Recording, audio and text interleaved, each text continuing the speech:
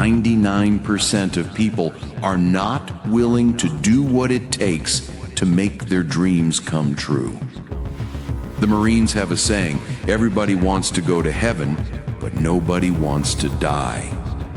You see, the center of bringing any dream to life is self-discipline. Even something as simple as food, what you eat, it's not really about your body. It's about your mind. It's about gaining command of your mind so you can choose actions that are truly in your best interest. But every single day, we make choices that aren't. We choose things that slow us down. We choose things that hurt us. So let me ask you this. If the world is already attacking you, if the world is fighting you, if the world is trying to hold you down, are you going to kick yourself in the balls? Are you going to stop yourself from getting what you dream of? You see, the word discipline, it's gotten a bad name. We think it's about punishment. But I'm not talking about that kind of discipline. I'm talking about the discipline where you give up immediate pleasure for the reward of long-term self-respect. That right there is self-love. Because when you say, I love myself, you show it through your behavior. Self-discipline is self-love. And self-discipline is the center of all material success. You can't win the war against the world if you can't win the war against your own mind. Self-love sounds like this. Hey man, I know you and that girl got a real connection. I know y'all vibe. But that's your girl's cousin, and I love you too much to let you do that.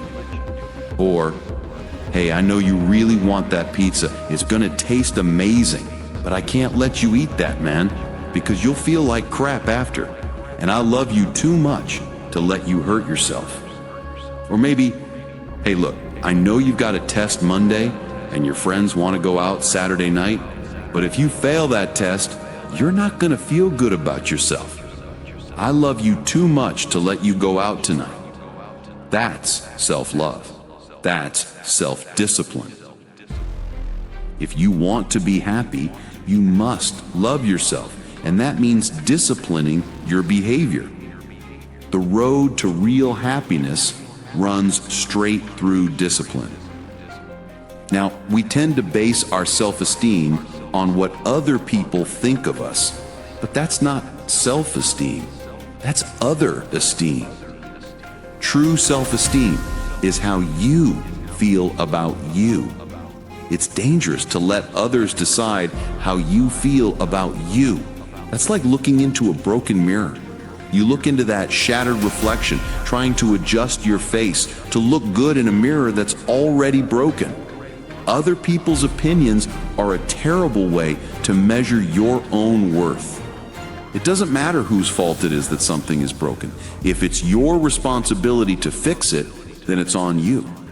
It's not someone's fault if their father was an abusive alcoholic, but it is their responsibility to take that pain, to overcome it, and to rebuild their happiness.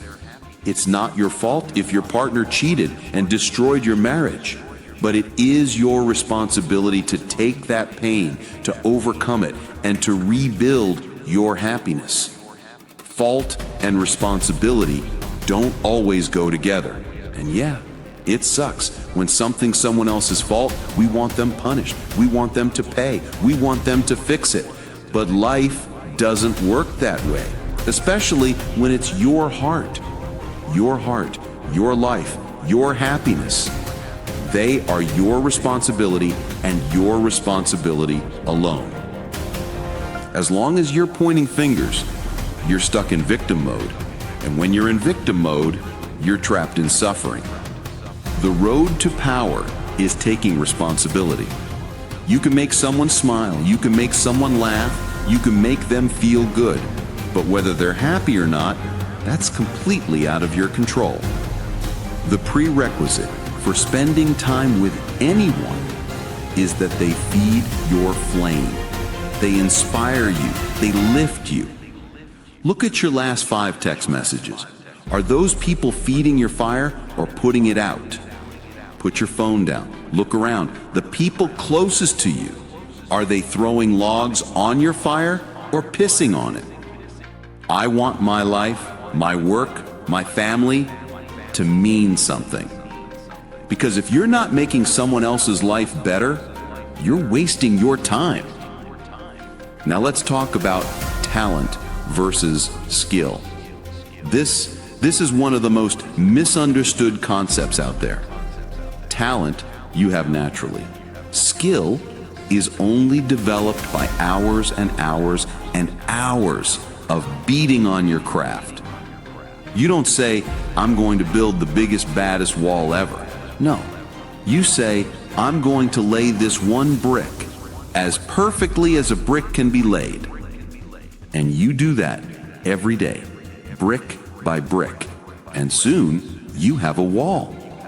That's how greatness is built. And I think what gives me an edge is that it's hard for most people to take the first step when they see how big the task is. But I know who I am. I know who I want to be. And I know for a fact that I'm stronger than I ever thought I was. You can't help but ask yourself, right? What would I do if I were in Muhammad Ali's shoes? You see, I'm motivated by fear. I hate being scared to do something. So what do? I attack what scares me.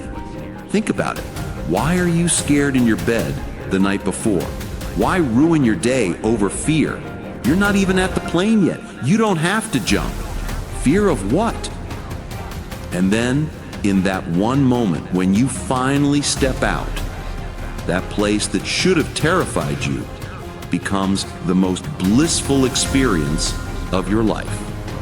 Because God placed the best things in life on the other side of terror.